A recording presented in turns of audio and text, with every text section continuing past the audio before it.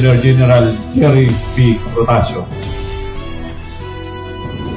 Sa Legarda LRT Station, lungsod ng Maynila, nagbigay mensahe si Police Brigadier General Jerry V. Protasio, Acting District Director, Northern Police District, kasama si Police Colonel Charlie A. Cabradilla, Alpha Ground Commander, para sa mga pulis na nakadeploy sa kasalukuyang 3-day peaceful rally.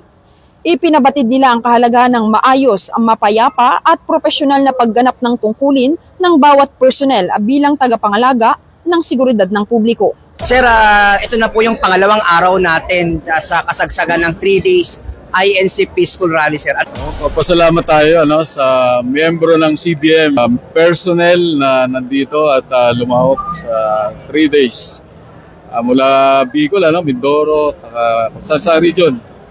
At ito po ay ating pinapakita sa ating mga kababayan, ang ating pagmamahal sa ating bayan, unang-una.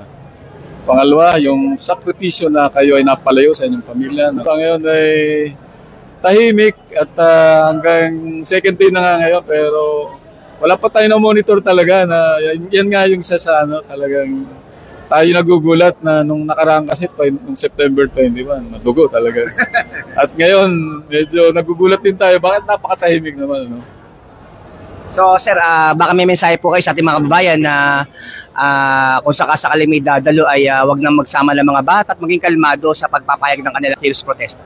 Opo, sa ating pong mga kababayan, maraming salamat po sa napakatahimik at payapa na pagpapahayag.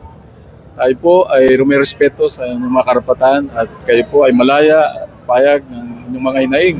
Samantala, personal na mga binisita ni Police Colonel Rodel Alcantara Pastor, Acting Chief Regional Staff NCRPO, ang mga pulis na nakadeploy sa San Rafael, Manila upang maghatid ng suporta at inspirasyon sa mga kapulisan.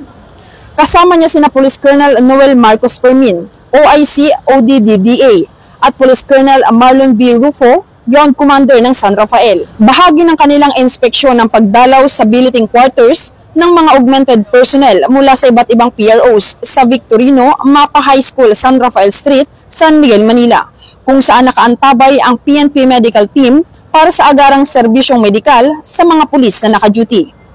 Sa kanyang mensahe, binigyan din ni Police Colonel Pastor ang kahalagahan ng disiplina, malasakit at pagrespeto sa karapatang pantao sa gitna ng kilos protesta, at ang kanilang presensya ay patunay ng buong suporta ng NCRPO sa mga pulis na patuloy na naglilingkod para sa kaligtasan ng publiko.